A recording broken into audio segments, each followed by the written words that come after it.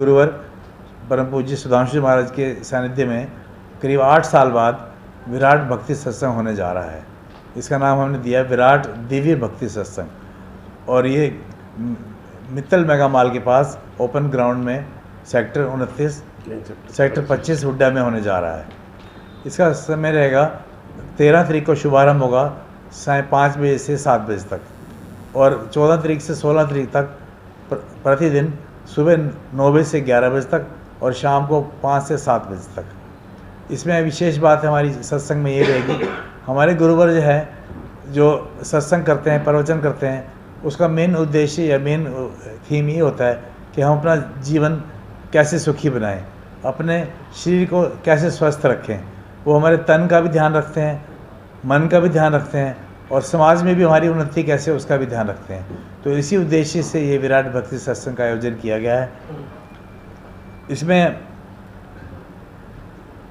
महाराज जी हमारे सनातन धर्म के जो संस्कार हैं, पुराने संस्कार हैं, उनको वैज्ञानिक दृष्टि से प्रचारित करते हैं, और वो चाहते हैं कि इसका सभी लोग इनको अपनाएं।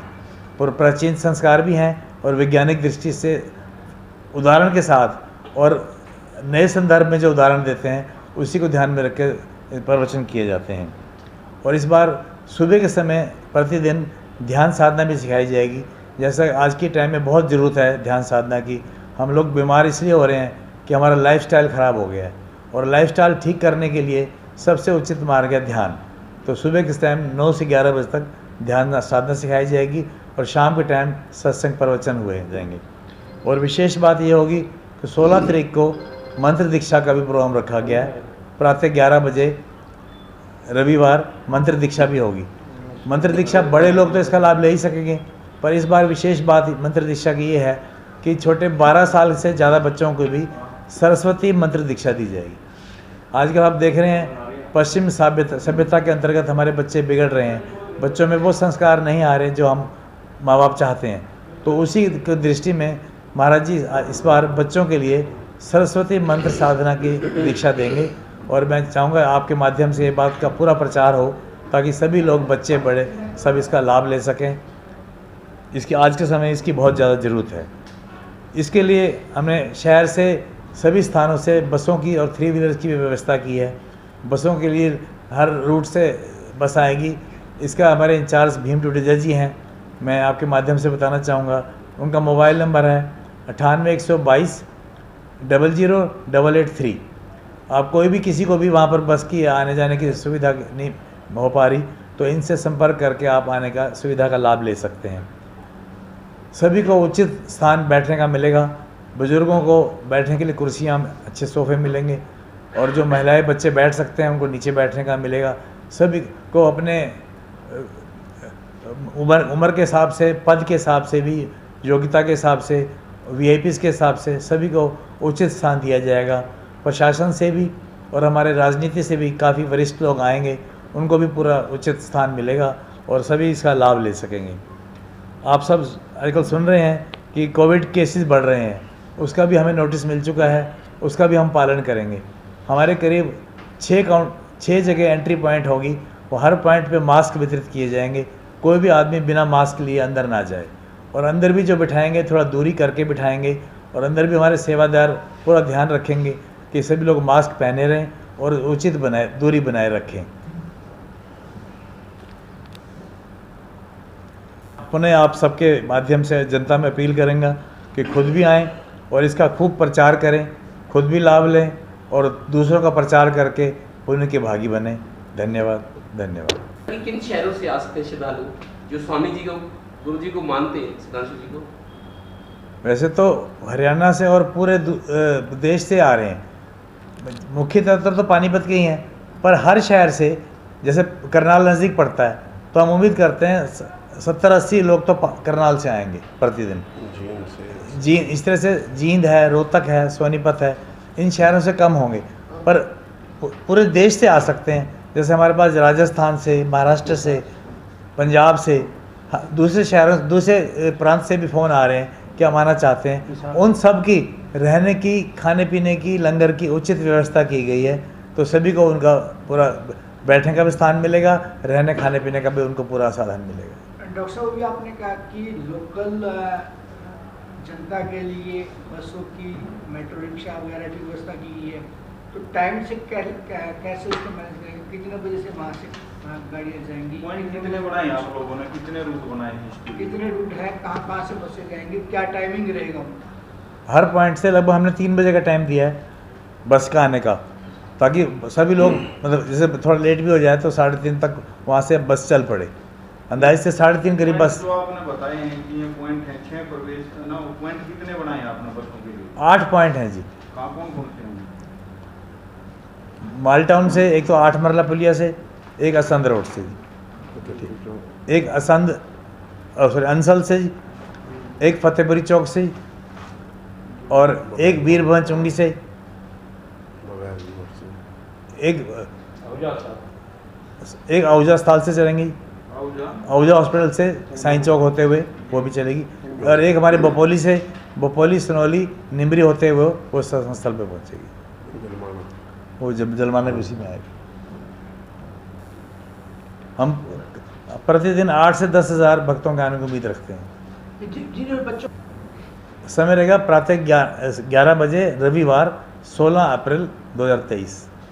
स्थान वही जो सत्संग वाला स्थान है, मित्तल मेगा मॉल के नज़दीक, ग्राउंड, सेक्टर 25, पार्ट 2 पानीपत। ये बिल्कुल निःशुल्क है, सभी का ये मंत्र दीक्षा भी निःशुल्क है, और सत्संग भी और ध्यान साधना भी जो सुबह के टाइम होगी, इसका कोई शुल्क नहीं है, कोई प्रवेश शुल्क नहीं है। सभी लोग इसमें आमंत्रित हैं, अपने खुद भी आएँ, अपने दोस्तों को, रिश्तेदारों को भी लेके आएँ। कुछ हमने पास जरूर डिस्ट्रीब्यूट किए हैं। वो पास का केवल मकसद ये होता है जो VIPs हैं, जो शहर में प्रबुद्ध वर्ग है, उनको उचित स्थान मिल सके हर एक को। जी महाराज जी का गोष्ठी भी करेंगे महाराज जी? प्रेस कॉन्फ्रेंस जो में प्रेस कॉन्फ्रेंस प्रेस कॉन्फ्रेंस अभी फाइनल तो नहीं है, पर उम्मीद है 8 साल बाद हो रहे हैं। मित्तल मेगा मॉल ग्राउंड नज़दीक, मित्तल मेगा मॉल होटल 2015 में हुआ। से जुड़े लोगों को भी इनवाइट करें? पूरा जी, पूरा। सभी पार्टियों राजनीति भी हम लोगों का हिस्सा है, समाज का हिस्सा है। हमारा फ़र्ज़ बनता है राजनीति में जो भी इसके हैं उनको सबको बुलाए। हमने सभी पार्टीज़ को बुलाया। हमें सबसे ज़्यादा योगदान संजय भाटी जी का मिला है इस बारे में, इंतजाम करने में भी, सब इसमें भी। और हालांकि शायद वो इस टाइम कर्नाटका में हैं वो, पर उनके परिवार से कोई ना कोई मुख्य अतिथि तौर पर ज़रूर आएंगे। और दोनों हमारे श्री महिपाल ढांडा जी, प्रमोद विज जी पहले भी प्रोग्राम में आते रहते हैं, और इस बार भी उन्होंने पूरा विश्वास दिया कि हम जरूर आएंगे। कृष्णल पवार जी पहले भी आते रहे, पहले जब एक टाइम का प्रोग्राम मुल्तान भवन में हुआ तब भी आए थे, और इस बार भी जरूर आएंगे। मेयर अवनीत कौर पहले भी आती हैं, मुल्तान भवन में भी आई थी, और इस बार भी जरूर आएंगे। और दूसरी पार्टी के लोगों को भी हमने बुलाया है, ये नहीं कि केवल भारतीय जनता पार्टी को बुलाया। कांग्रेस से हमने बुल्ले शाह जी को बुलाया, संजय अग्रवाल जी हमारे मुख्य अतिथि रहेंगे, और जजपा नेता हमारे देवेंद्र कादियान जी आएंगे, और हमारे इसके सत्संग के मेन जो मुख्य यजमान हैं वो हमारे सुरेश मित्तल जी हैं, जो जजपा पार्टी की हैं, और इस समय हरियाणा गवर्नमेंट में हरियाणा व्यापारी कल्याण बोर्ड के वाइस चेयरमैन हैं। इस तरह से हमने सभी पार्टीज़ के हैं, चाहे वो जिला परिषद की नवनियुक्त चेयरपर्सन है ज्योति शर्मा जी, सभी को हमने, सभी पार्षद को, चाहे वो किसी भी पार्टी के हों, सभी नेताओं को पूरा हमने आदर सम्मान से बुलाया है, और उम्मीद पूरी है कि हम सभी आएंगे। ऐसा नहीं है, ऐसा नहीं। धार्मिक पानीपत तो शुरू से धार्मिक नगरी है। अब ये तो कह सकते हो बड़े बड़े आयोजन होने लग गए हैं, 2-4 बड़े बड़े आयोजन तो साल में एक आध हो सकता है, ये तो मान सकते हैं, पर धार्मिक नगरी तो पानीपत से शुरू से है।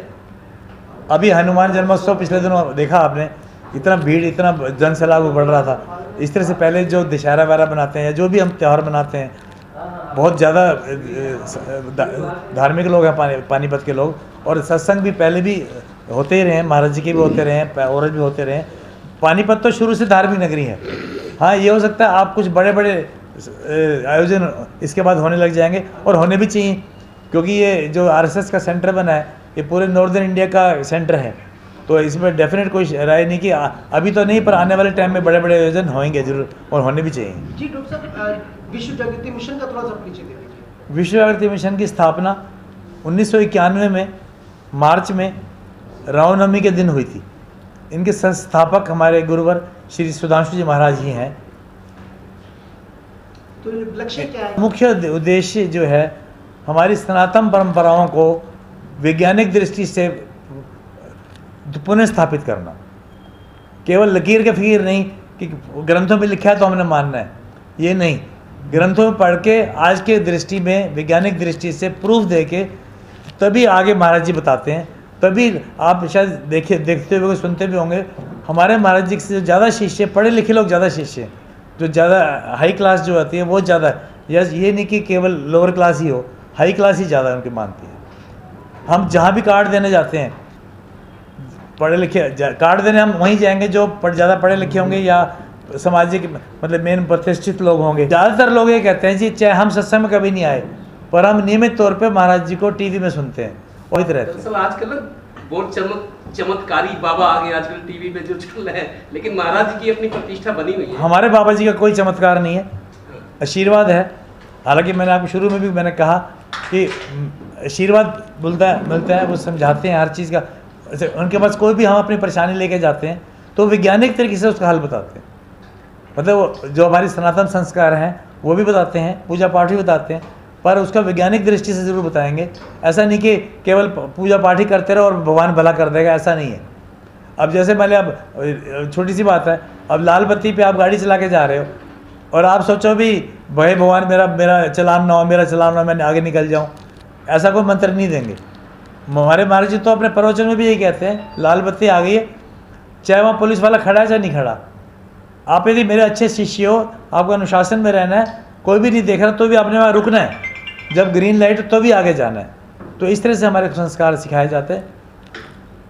सारा हमारा श्री अविनाश पालीवाल जी की अध्यक्षता में हो रहा है, पहले भी उनका हमें सहयोग मिलता है।